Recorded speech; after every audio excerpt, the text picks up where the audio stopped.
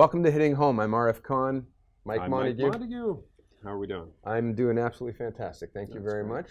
much. You know what? Hitting Home is a show where we like to talk about what you're talking about at home, what matters to you, and where we do our best to bring you relevant and engaging guests who will help you build your team, help you understand how to build a team at home from the real estate perspective, from financing perspective, and just help you make good decisions. Exactly. Yes. And Who we got today? well, earlier in the year, Mm-hmm. or in last year, I should say, at the end of last year, we brought a really dynamic and engaging guest. Mm-hmm. And this photo that Joe's going to put up for you maybe is a clue as to who he is.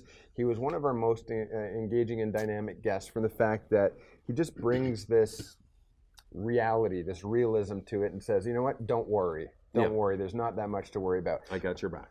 But we did say that there was so much to talk about on that show that we could probably do another show. Yeah. And actually, based on our questions and dialogue that you and I have talked about, we can probably bring him back one more time as well. And he's probably feeling quite awkward of us talking about him while he's sitting right over yeah, here. but I think that that's a great shot of him, don't you?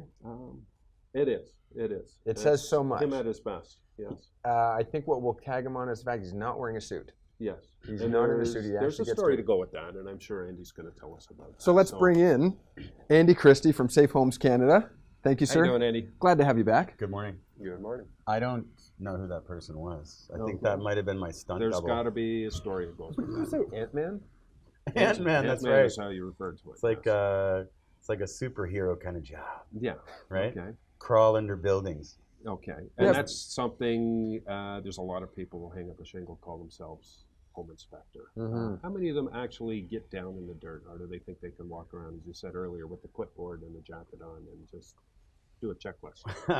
You know, it's I just don't want to sound overcritical. People need to be committed to the integrity piece, obviously. I just thought of a line though. Superman, able to leap tall buildings. How about able to crawl under tall buildings with spiders and snakes and dust and rats? That's a and other things, superhero. right? Andy, but you know what? You don't want to be critical. But I think when we had you on last, I kind of hit you with my story. And that was my very first home that I bought. Yep. And I said to the realtor, when you line up the inspection, just do me one favor. I want to be there. It's my first home.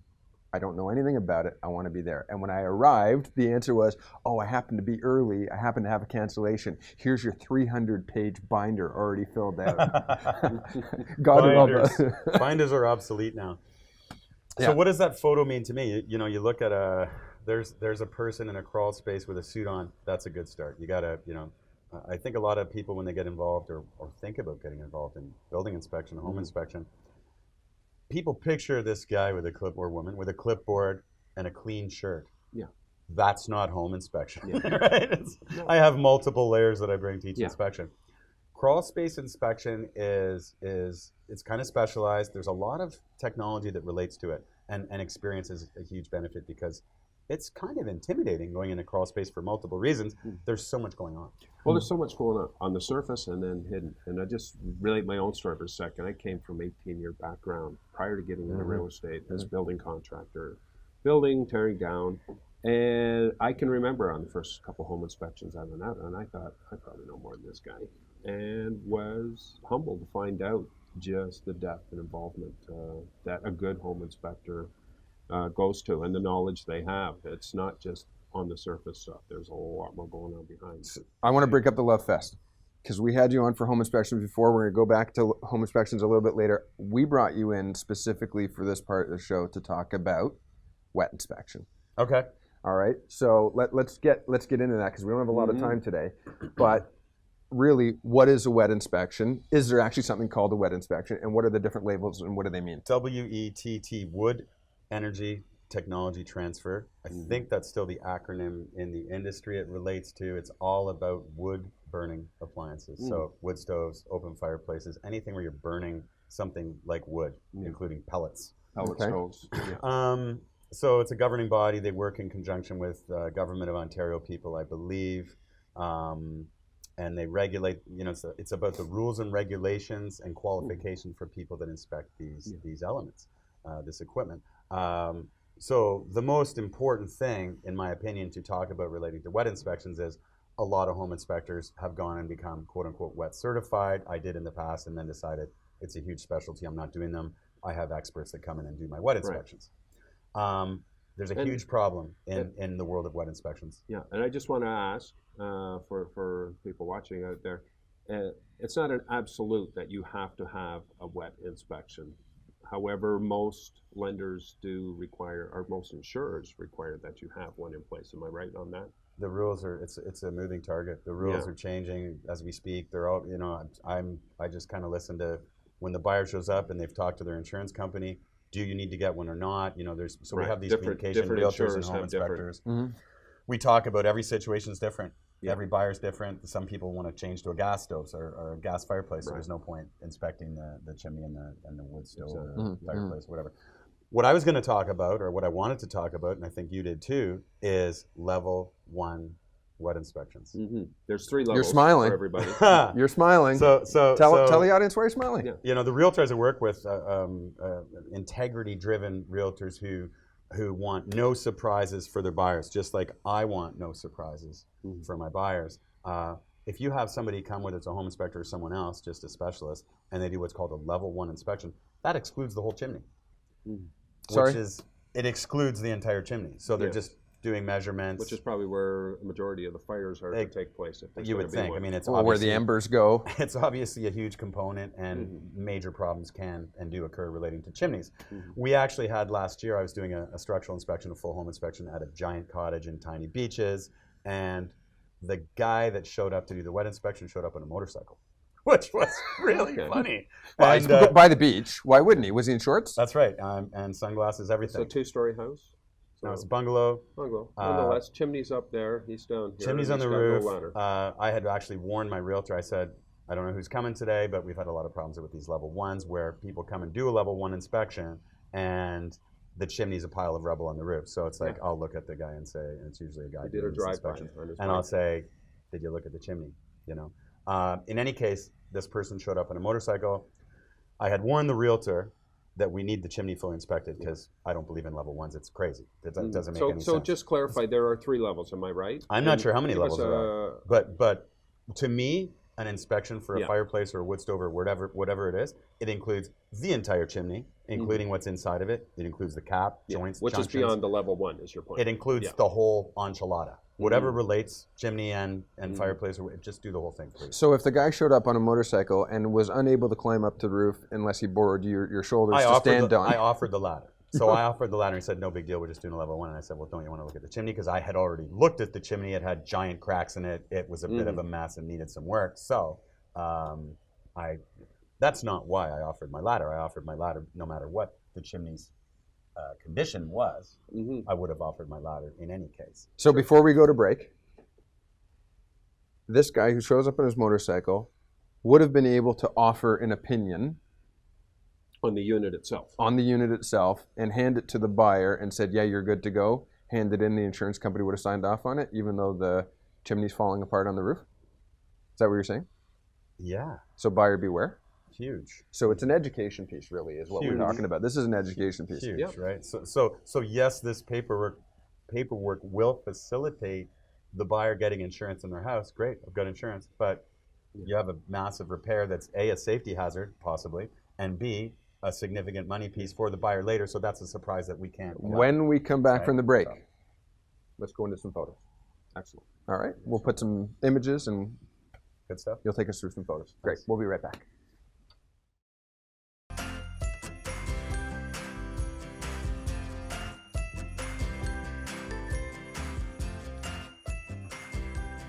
And we're back with Andy Christie from Safe Homes Canada. And before the break, we were talking about wet inspections, W-E-T-T. Wood burning appliances. Wood burning appliances. Wood energy. Wood energy technology transfer. Ooh. If it's still called that, I think it is. Yes. And I guess just to summarize quickly on that is buyer beware and put safety first. The level 1 test does not meet all the requirements. It'll check the unit, won't check the chimney. Going level 2 or level 3 is a more detailed, and you can go to the website, am I right? Wet.com, I believe, is a website where you can check the question. I was on there this morning having a look, so do a little homework, a little research. I believe you, Mike. The bottom line is, if you say to me, hey, Andy, I'm going to do a level 1 when I'm buying my house. I'm going to fall on the ground laughing, and then I'm going to get up and dust myself off and say, you're insane, don't do that. But you I need think someone to look at your chimney, little please. research and you'll know why you need to do more than that. It's And unbelievable. It's for your own It's safety. just, worth you the cannot investment. exclude the chimney. It doesn't make any sense on any level. I don't know why anybody And would you- do it. So here's a nutshell. I mean, for $300, you can be looking at $4,000 worth of $10,000. repairs. I We- just bought we- a house, you know, as you know. 10, yeah. We We did it. did your house. We did it, and What was wrong thankfully, with something was wrong with your chimney. I can't remember what the it was. interior needed to be purged, and some of the tiles up at the top. Well, you remember they had originally cemented in that top ember retarder, right? Okay. And so the inspector couldn't get in there, so they had to come in, chisel that out, and they found that there were 6 feet to 10 feet deep worth of the tiles were loose. Yep. So that all had to get rebuilt. Which is pretty par for the course. They find bags Absolutely. They take a beating, right? Up there in the weather and water Hot, getting cold, in and hot, freezing. cold, whatever. Yeah, heavy duty. No So, yeah, bags so- of gold coins hidden up So, in there. so, no Lucky No. Charms. so Arif was smart enough to get an expert, a chimney expert on site to fully inspect the chimney, There's including the inside of the chimney. The bill was $3,600. The inspection was $360. That would have been coming right out of your pocket if you had done a level 1. Perfect proof, right? Yeah, and you know what? The seller was fantastic. They took care of it. Yeah. They did it. And that's the skinny on that. And you brought, as you always do, some great photographs. You Yeah, wanna let's take a walk look. us through. Let's have a Well, peek take at us some of take these us through pictures. Ant-Man for a Don't sec. pick the wrong ones. Yeah. Don't get the summer vacation That one's photos up great. there. I just like. I know Ant-Man. you like to tell us you're a hardworking man. You're going to need to explain this. But one what's the then. point of this one? Really sick of crawl spaces. So we specialize in cottages and century homes and stuff. So I've been through literally thousands of crawl spaces. A lot of inspectors, here's the thing that buyers need to know. A lot of inspectors don't go all the way in. So you got to go all the way in. You need a mask and a rubber suit, knee pads and all that, and a headlight, in my opinion, and a knife. So when we do a crawl space inspection, we pound on every single joist if you can get to it. And Termites? sometimes, yeah. It's not about termites. Termites are only in specific areas of Moisture of, rot. of big cities for Okay. the most part. When you have insects in this kind of environment, usually they're wood-boring insects that follow moisture. Okay, so what comes first? Moisture. It's all about how dry is it. If it's sand, that's great. Yeah. If it's this one's not sand, this is like disgusting Looks a and little wet. damp. So you have to move the big black spiders out of the way when you go through. And pound on all the wood. Assess foundations. Look at the foundations if you can see them. Look at the concrete block piers, whatever it is in there. Sometimes it's chunks of logs supporting a beam. Yeah. And if it's a sandy environment, that's usually okay. A lot of rural, a lot of older homes. If it's a are wet built this environment, way. yeah. If it's a wet environment, it's not okay. Now we're not in there to panic over informal assemblies. We find informal assemblies almost every day, and that's okay There's as long typically as it's a solution, stable. though. And I don't think it's going to fail. So we have to try to anticipate structural performance and tell people exactly what they need to do and what they don't. Let's need go to do. the next one. Cool. Oh, Winter inspections. what is the point of that? Cirque du Soleil. Andy with his ladder. That's on top of Blue Mountain, I believe. Andy with a ladder in the winter? What are you going to do with that ladder, Okay, Andy? so here's your average home inspector. Not to sound overcritical, check mark, could not inspect roof due to snow. That is disgusting and wrong. You're a buyer, get up there, I'm paying you money. You can always see some shingles, see some flashing, see chimneys. And then if you can't, brush some snow and ice off the roof, and you can usually see shingles, metal roof, whatever it is. Get up there and do the job. That's what you have a right to demand as a buyer. Home inspector, wet inspector should always have a ladder as part of his ensemble. when he Well, but- you know, sometimes I take the motorcycle to do my own building inspections, right? So it's snowing, but as you could see from getting up, oh, there's the top of your ladder in the top right corner of the screen. And when you got up there, you saw, look, Yeah. there's actually an exposed roof. So I told the buyer, I said, when we go to do your house in winter, we're going to put a ladder all around the house. And that's the job, right? Because you need to see whatever you can possibly see. So from the ground, there's this large amount of snow at the edge of the roof, put the ladder up, and then we were able to get a really good snapshot of, obviously, a couple of vents. of gable some of vent the on top. crucial areas. You can see the roof, and you're The just flashing. gathering your information. You can see that roof was about 10 or 15 years old-ish, metal roof. The fasteners hadn't backed out. I was able to tell these things to the buyer instead of going, check mark, could not inspect roof, sorry. Yeah. Pay me anyway. Yeah, yeah. Right. Go the other Next one. distance. Wet crawl space. Here's the secret. Don't use contractors as unbiased consultants. So this is a block foundation wall in a high water table situation. The water entry points were pretty obvious. If you call the foundation person that digs around buildings for a living, what are they going to tell you? They're going to tell you that they want to charge you $12,000 to dig a hole around your building. Take a Ding, ding, trench all ding, the ding. way You get around. the Cupido. So you don't treat the foundation contractor as an unbiased consultant, which a lot of people do. So I think the next photo shows a simple, there you go. So why does water go in the crawl space? Because there's a river of water in melt periods and possibly storm, rain, etc., that's pouring down through a vent that should have a well around it. So the water just pours in. Somebody used that as a planter. That's right. Instead of just digging a little bit deeper below the sill grade. Just needs a little well, and that's actually a client of mine. I bought a piece of plastic for them, and we're going to stick it over that vent here before, hopefully before the melt season. With some depth. Just do the simple, inexpensive things, and usually you can keep water out by doing the simple, inexpensive things. Okay, here we go. Okay. What does that tell you? I can't remember what that is. That looks like a vent pipe or a drain pipe, a little bit of I think it's moisture. a black and 2x4. It might be sideways as well. I think that one's sideways. So let's move on to the next one because I can't remember what that was. Oh, there's a chimney that's on an angle. This is fairly common in century homes. And apparently it's okay as long as an expert looks at the liner and the liner looks okay. This, if you move on to the next photo, we can see a lower part of the chimney. Keep going. There's another, I think it's one more. Oh, we're kind of off. The related photo is further along that explains why that chimney photo is there. The wallpapered one? The wallpaper photo. Let's go to the wallpaper shot. There we go. So there's the lower section of the same chimney. So we didn't off to nothing. We didn't have a, this was recently at a century home in this area, and we didn't have a wet inspection done at this house because it was being gutted. But anyway, I did an inspection at a very similar configuration a number of years ago where a wet inspector showed up and did a level 1, or it might have been a home inspector with wet certification, did a level 1, and it was the same deal where the chimney had been cut off below, but they gave the system their blessing, and there was no chimney connected to the fireplace. That's encouraging. Sounds good. Yeah. So you have to be, as a building inspector, you have to be ready for all these surprises. Assume nothing. You can't assume there's a chimney connected to the fireplace just because there's a fireplace. Yes. Right? And I guess we should put a caveat in there is we don't want to discourage everybody and to say that everybody in these industries is absolutely useless, careless. Let's ask the I question. I haven't said that yet. People. But there are good people out there. But you have to, whatever it is you're looking for, where you need a human to do the services for you, you got to do your research. You got to find out. Okay, let's talk about this one real quick, and then we got to come back. We want buyers to be strong, right? So, for example, home inspector comes in. This is a crawl space, sandy crawl space. So the key here is, and you can't see it in this photo, it's a really sandy crawl space. So this is not. So it's dry. This is not moisture decay that relates to systemic high relative humidity in the crawl space. It's just a plumbing leak. Yeah, it's coming from so as a home inspector, consistent leak. You just calm everybody down and say, it's a plumbing leak. Okay. The leak's been fixed. So we're going to go to break. Yep. Give me 30 seconds. Real simple. You made a statement last time that you were here, which was, I thought, fantastic. What's the purpose of the home inspection? And you made a statement to it. To prevent nasty surprises for a buyer. Okay. To assess all elements. Right. Help a buyer understand every dollar they need to spend. Help them understand improvement. Educate the buyer so they know every single detail about the whole building, including the money they need to spend. And 99% of the things that you find are easy fixes, you were saying. The majority of stuff. Again, it kind of goes back to that part of you can't use a biased contractor, no offense. You can't use a biased contractor as a consultant. Now, there are situations where you kind of have to, like when you get your car fixed. I don't know. Yeah. Teach me, right?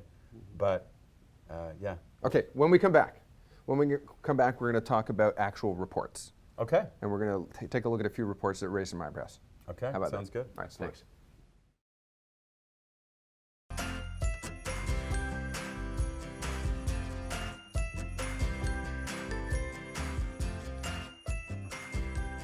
And we're back with Arif and Andy, and we're talking home inspections. And one of the things I think is important, and it's been my experience with some inspectors, is you want someone who's thorough. You want someone who's going to look at all the things that need to be looked at and report accordingly.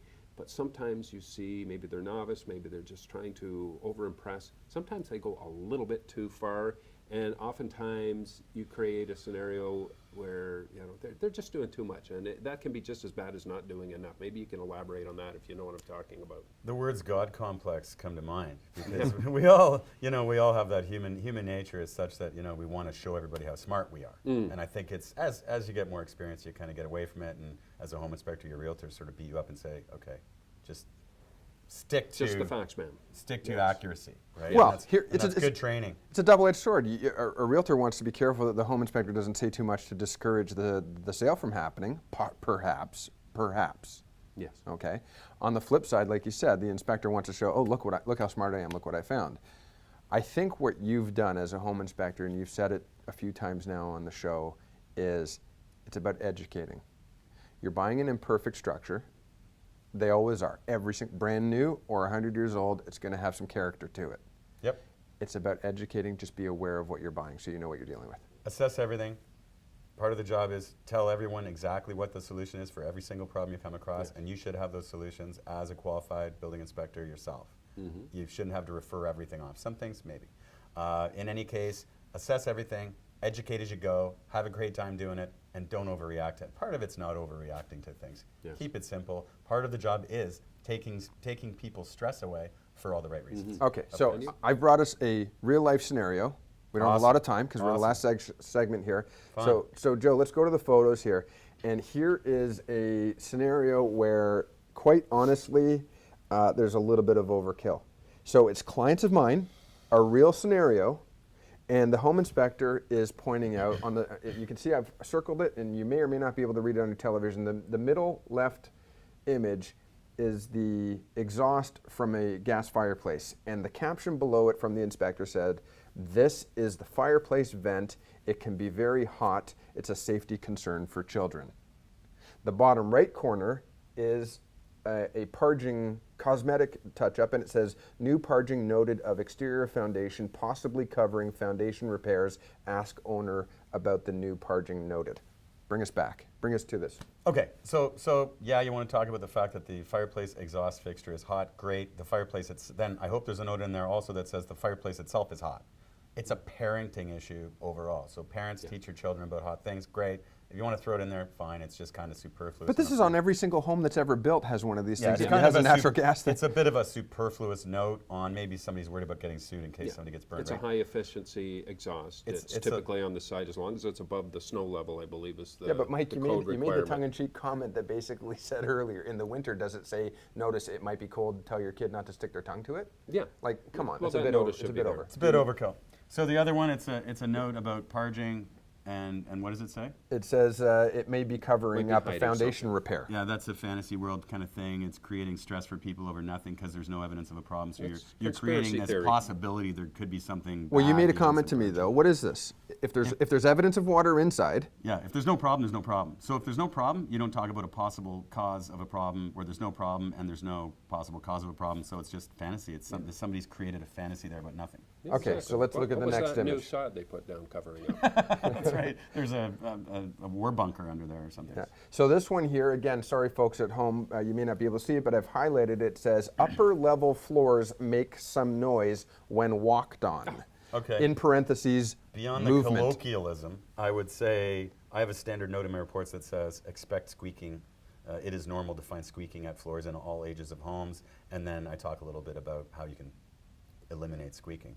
Okay. It's normal. Screw down floors versus Different ways. nails. And there's an Yeah. upside to that. When you have teenage kids, you'll be glad for those squeaky floors. They're trying to sneak out in the middle of the night. So I Absolutely. think that in Ernest mind. just came in and it's 1:15. Let's go to the Exactly. next one. That's right. This one here says hot water tanks over 10 years of age may be a concern for your insurance company. Tank is rented, may need to be replaced for insurance. Yeah.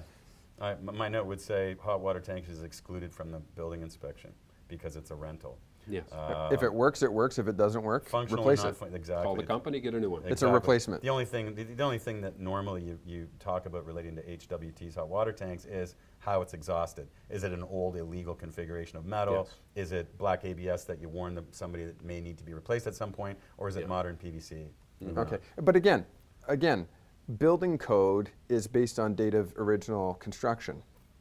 Well, it depends on what you're talking So about. if you're replacing the water tank, it has to be replaced with the correct upgraded Yeah, plastic when it venting, gets et cetera. updated or if there's a problem, Right, Yes. an acute problem. exactly. But in this particular case, that shouldn't be in the inspection.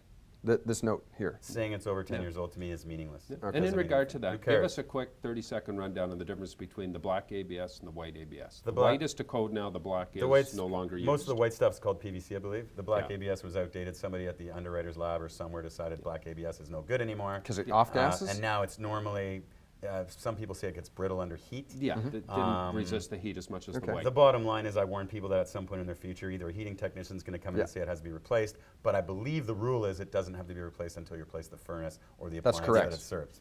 We got 2 minutes. 2 more images. Crack in floor in the furnace room noted. Monitor. First day of civil engineering school, the nature of concrete is to crack. Every single house I inspect has cracks at the foundation walls and the floor slabs, period. So, education, be aware, move on. Don't panic people by dwelling on a normal crack. Last one. Shingles are at the end of life and show some repair at the back of the roof, and this is only by ground vision only because snow and ice did not allow access to the rooftops. Bring us back to the very beginning of the show, Andy. Back to the integrity piece, the thoroughness piece. If you don't get a ladder, get up there and have a look at it. Come on, making excuses. You can't confidently speak to the condition of the shingles without getting up there. Unless you absolutely, if it's 4 stories in the air or whatever, and you can't get your ladder up there. If it's within 25 feet, you should be able to get up there. Here's the bottom line though, Andy. But don't guess at it. This is a real life scenario. This is one of my clients, and because of this inspection report that went to the lender upon request, because of an amendment, they actually read this, and it failed to get financing. Not from one lender, from 3 lenders.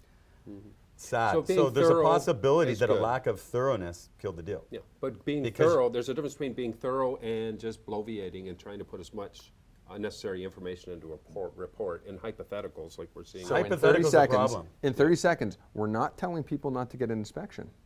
We're telling people to get a good inspection, a thorough inspection, but stick to the basics. Qualified and you got be 10 accurate. seconds. You cannot assess that roof unless you absolutely have to with binoculars. You need to get that ladder up, and maybe that deal didn't die if the inspector got the ladder up and had photos and people could really see what it looked like. At that point. Awesome. Take us away. Simple. We're out of here. Thank you. Andy, we will have you back. Awesome. We'll talk about IR as well.